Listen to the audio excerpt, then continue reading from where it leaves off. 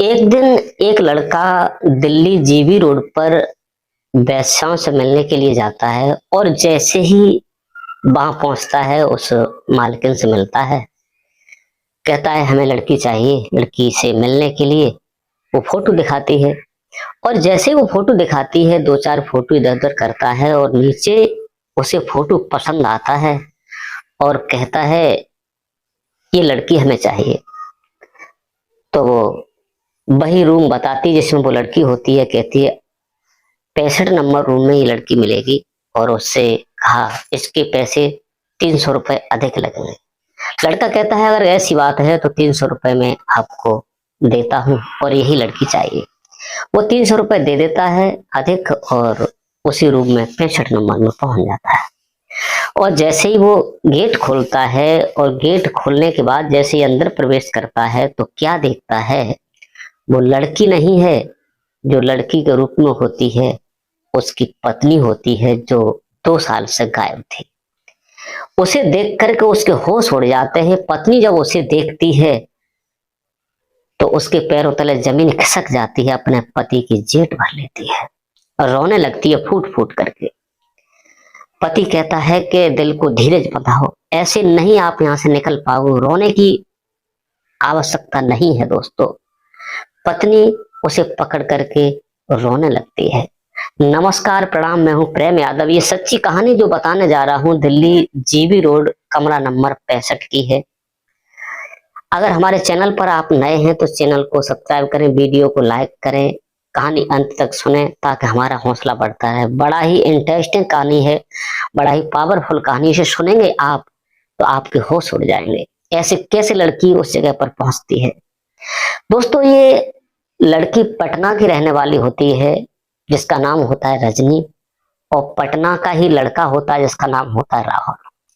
इनका विवाह हो जाता है लगभग 2011 में। इनका विवाह होता है। विवाह होने के बाद जो लड़की ये होती है थोड़े चंचल स्वभाव की होती है, पति की बात पर हमेशा इग्नोर करती रहती थी, कोई तवज्जो नहीं देती थी।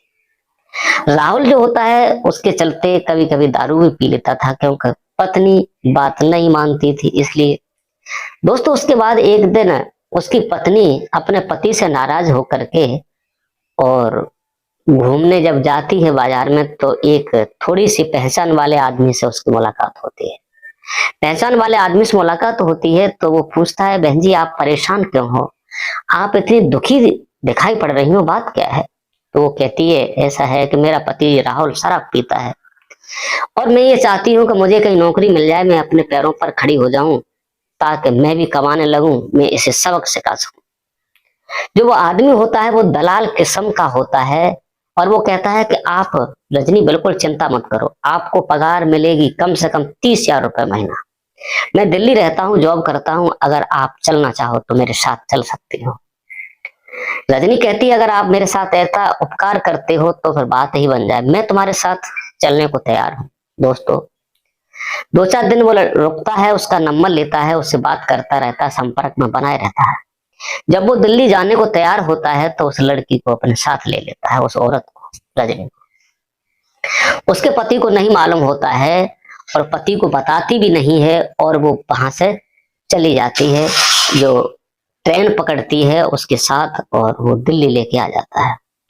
दिल्ली जब आता है तो उससे कहता है कि आप चिंता मत करो, आपकी वो जॉब लग जाएगी जो किसी की न लगी हो, आप बिल्कुल चंगी रहोगी, ठीक ठाक रहोगी।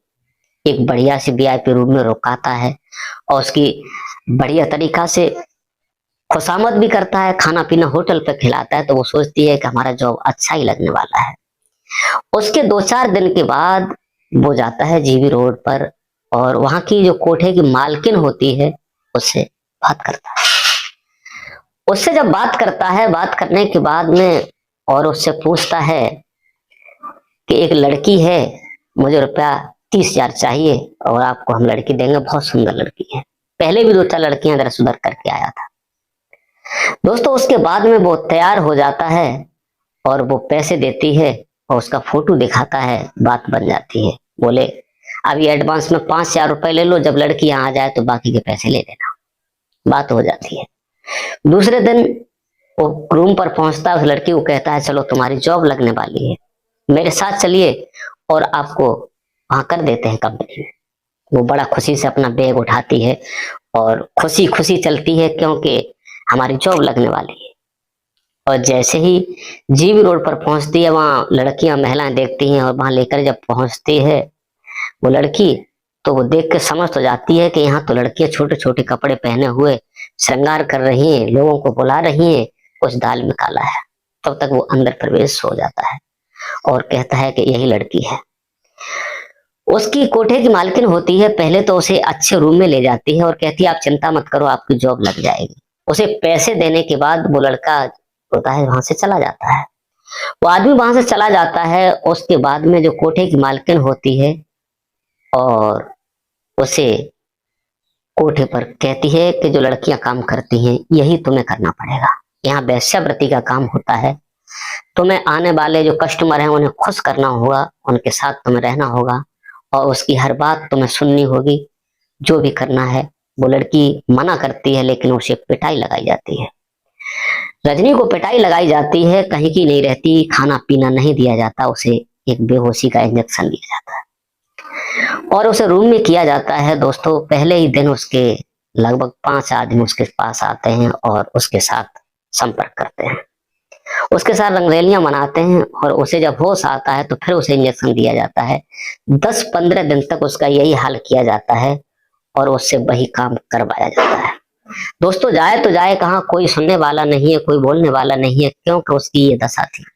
दोस्तों, उसके बाद में जब वो रहने लगी, 1 साल हो गई। इधर उसका पति जो होता है राहुल, उसे चारों तरफ खोजता है, लेकिन रजनी का कोई अता पता नहीं मिलता।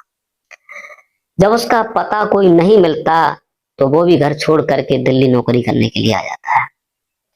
दिल्ली नौकरी करने के लिए जब आता है, 6 महीने नौकरी करता है। उसके बाद में उसका एक दोस्त इधर उधर मिलने जाता था, तो वो भी जीबी रोड पर एक दिन गया, तो उसने उसकी पत्नी को देखा तो पहचान लिया। पहचानने के बाद उसको बताया, तुम्हारी पत्नी मुझे लगता है 100% वहां वैश्यालय में दिखाई दी जीबी रोड पर। जब वो सुनता है तो वो भी वहां पहुंचता है। वो जब जाता है और फोटो देखता है तो पहचान तो पहले ही लेता है, लेकिन मालकिन के सामने ये बात नहीं बोलता। सौदा करता है, लेकिन मालकिन कहती है इस लड़की की मिलने के लिए 300 रुपए एक्स्ट्रा देने होंगे। लेकिन वो उसका पति राहुल कहता है आप चिंता मत करो, 300 रुपए एक्स्ट्रा दे दूंगा, यही लड़की मिलनी चाहिए। वो पैसा देता है और उस रूम में पहुंच जाता है। जब 65 नंबर रूम में पहुंचता है तो उसकी पत्नी छोटे कपड़े पहने हुए और 16 श्रृंगार किए हुए एक बेड पर लेटी हुई है। जैसे ही वो प्रवेश करता है, अपनी पत्नी को देखता है और पत्नी उसे देखती है, तो राहुल के होश उड़ जाते हैं, काश मेरी पत्नी इस जगह। जब उसकी पत्नी देखती है तो फूट फूट कर रोने लगती है, उसके पांव पकड़ लेती है। राहुल को देख करके जब रोने लगती है तो राहुल कहता है कि शांति बनाइए, अगर किसी ने सुन लिया तो अभी आ जाएगा और वो परेशान करेगा, बहुत दिक्कत करेगा और हमें और आपको यहाँ से अलग कर देगा। दोस्तों, इसके बाद में वो लड़की जो होती है रोने लगती है और कहती है कि मुझसे भूल हो गई। राहुल कहता है कि मैंने तुमसे 1000 बार कहा, तुमने अपने चलते मेरी कोई बात नहीं सुनी और तुम मुझे बगैर बताए टॉर्चर करती रहती थी, बगैर बताए घर से यहाँ तक चली आई, तुमने कभी कुछ फोन नहीं किया। मैं कितने दिन तक आपको खोजता रहा। लेकिन रजनी होती है, कहती है कि मुझे एक आदमी मिला था, वो पहचान वाला था, वो यहाँ लेकर के झांसा देकर आया कि 30,000 रुपए की सैलरी मिलेगी, उसने वहां पर मुझे बेच दिया है। मुझे आप कैसे ही करके इस दलदल से निकाल लो तो मेरी जिंदगी बच सकती है। उसे पूछता है कि आप बताइए, आपने मेरी बात नहीं मानी, उसका खामियाना यहाँ भोगना पड़ रहा है। आप तो एक वेश्या की वृत्ति की हो चुकी हूँ, मैं क्या करूंगा तुम्हें ले जा करके।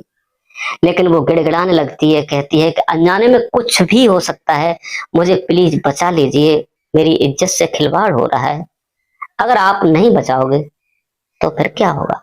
लेकिन उसे दया आती है और कहता है कि आज नहीं, मैं तुम्हें कल या परसों लेकर के जाऊंगा, किसी को बताना मत कि यहाँ पर राहुल आया था। घंटे 2 घंटे व्यतीत करता है, वहां से चला जाता है। जाने के बाद वो पुलिस से मिलता है। पुलिस से मिलने के बाद वो कहता है कि ऐसे ऐसे मेरी पत्नी उस जगह फंसी हुई है, रेड अलर्ट डालनी है। पुलिस की मदद लेता है। मदद लेने के बाद और उस कमरा को चारों तरफ से घेर लिया जाता है। पुलिस जब देखती है, उसकी पत्नी जो होती है रजनी वहां पर मिलती है।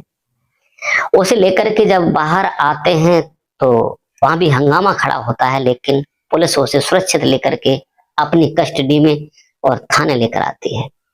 उसके बाद में उस राहुल को उसकी पत्नी सुपुर्द की जाती है और उसकी पत्नी जहाँ राहुल नौकरी करता था उसी जगह लेकर के आता है।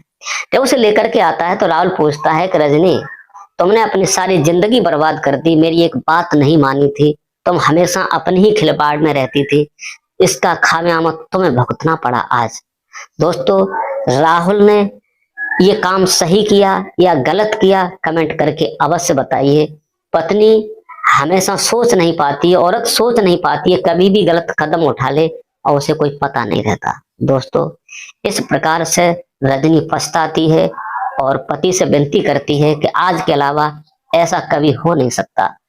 दोस्तों, हमारी ये कहानी आपको कैसी लगी कमेंट करके अवश्य बताइए। इस कहानी को सुनाकर किसी का दिल दुखाना नहीं है, किसी को परेशान करना नहीं है, किसी को टॉर्चर करना नहीं है, केवल आप लोगों को जागरूक और सचेत करना है। एक बात का ध्यान रखना, पत्नी गाड़ी के पहिया होते हैं। पत्नी अपने चलती कुछ भी कर सकती है, पति की बात नहीं मानती है, वो स्त्री हमेशा धोखा खाती है। क्योंकि घर बनाना बिगाड़ना स्त्रियों के हाथ में होता है, चाहे वो बना ले, चाहे वो बिगाड़ ले, चाहे कुछ भी कर सकती है, वो स्त्री कर सकती है। स्त्री के हाथ में ही तो घर होता है, लेकिन दूसरे के में नहीं होता। दोस्तों, यही तो बात मैं कहना चाहता हूँ कि आप लोग घर को सचेत करके चलिए। मेरी बात समझिए। आप बात नहीं समझते हैं, क्योंकि घर बर्बाद होता है लड़कियों की खुद की मर्जी से। लड़का फिर शराब पीने लगता है और उसके बाद में लड़कियां जी चाहे चली जाती हैं, फिर वो पछताती है, लड़का दूसरे से शादी कर लेता है, कुछ नहीं होता, घर बर्बाद होते रहते हैं। दोस्तों, आज के लिए बस इतना ही। नमस्कार, जय हिंद, जय भारत। मिलते हैं नेक्स्ट वीडियो में।